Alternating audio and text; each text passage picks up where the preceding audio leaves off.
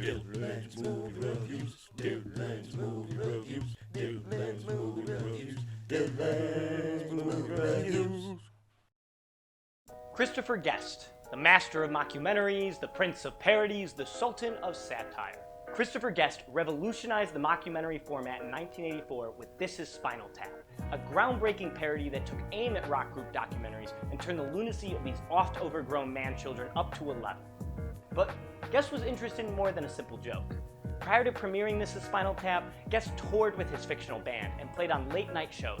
Please welcome one of Britain's loudest bands, Spinal Tap. He developed the character of Harry Tufnell and the rest of Spinal Tap so thoroughly that on initial watch, the parody isn't even obvious. Spinal Tap feels so believable as a group of aging rockers for a last stab at glory. The music is competent and the humor subtle. It's so subtle that many even missed the joke on first viewing. It took years to gain a real audience, and many rockers, like Tom Waits and The Edge, even described crying at the reality of the ridiculousness shown on screen. This Is Spinal Tap was a revolution in mockumentary making. It was the direct inspiration for several other cult classic mockumentaries such as Fear the Black Hat, Fubar, Popstar Never Stop, Never Stopping, and tons of others. And then in 2000, Guest brought another mockumentary masterpiece to bear in Best in Show. This parody follows a documentary crew covering a prestigious dog show and the 5 contestants most likely to take the top prize. Best in Show is much more obvious parody using actors more familiarly known than Spinal Tap, such as Eugene Levy and Jane Lynch, but its slow pace and appreciation for dog show culture allows the film to hold both a respect and a reverence towards its subject matter.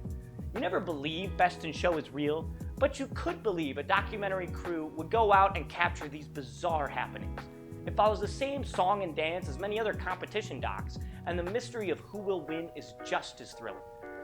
Sandwiched in between these two comedy masterworks is Waiting for Guffman.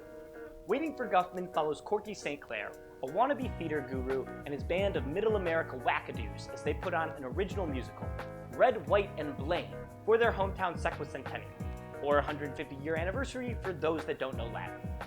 In the middle of the rehearsals, Corky learns that a New York critic will be coming to the performance, and soon the production takes on a whole new level of importance for him, the cast, and the town of Blaine.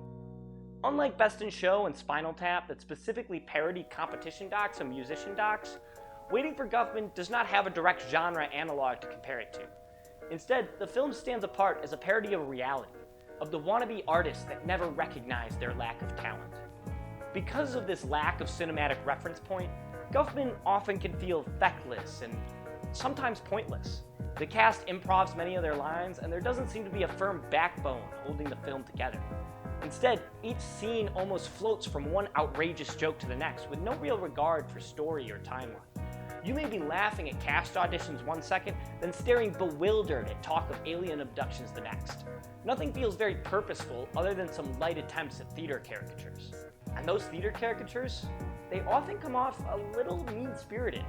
Guest isn't taking aim this time at egotistical rock stars or even insane dog owners, but instead those he deems as less talented.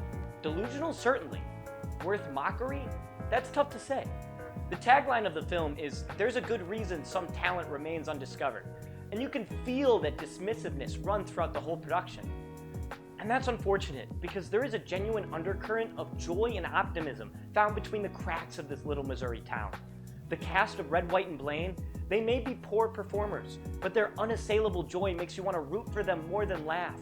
I wanted to support this band of misfits like I would any gaggle of 1980s twerps looking for a dead body. I didn't want to delight at their misery, but celebrate their unlikely triumphs.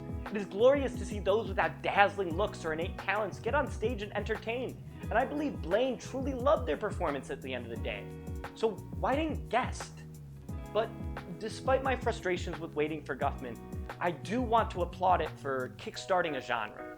It wasn't one of film though, but rather TV.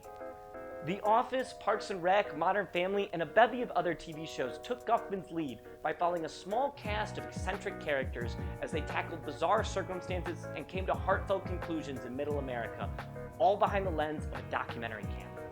But those products succeeded by offering hours upon hours, week after week of content to let us know the characters. We fell in love with Jim and Pam and rooted for them as humans rather than only seeing their most ridiculous facets. Guffman didn't have the luxury of 7 seasons to get us acquainted with the town of Blaine. Instead, we got a brief 90 minutes. And that hour and a half is much more interested in poking fun at the bottom of the talent barrel, rather than painting a poignant picture of real people. It will make you laugh, certainly, but also probably leave you a little hollow afterwards. Maybe it is because so many contemporaries have surpassed Guest's format years later, but I don't think there is any reason to wait for Guffman any longer.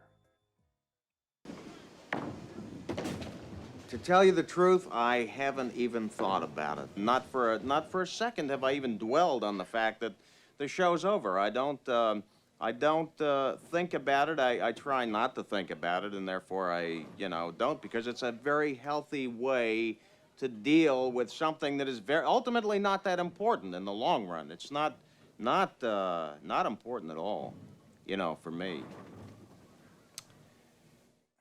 Hey, thanks for watching my review. That movie sounded interesting in tone, style, feel, or plot, but you weren't quite sure yet. Here are 2 other movies that I think are pretty similar that you can watch right now on one of the streaming services. I put the links to them right below in the description, so check those out if you want to give it a try. Otherwise, I'll catch you on the flip side.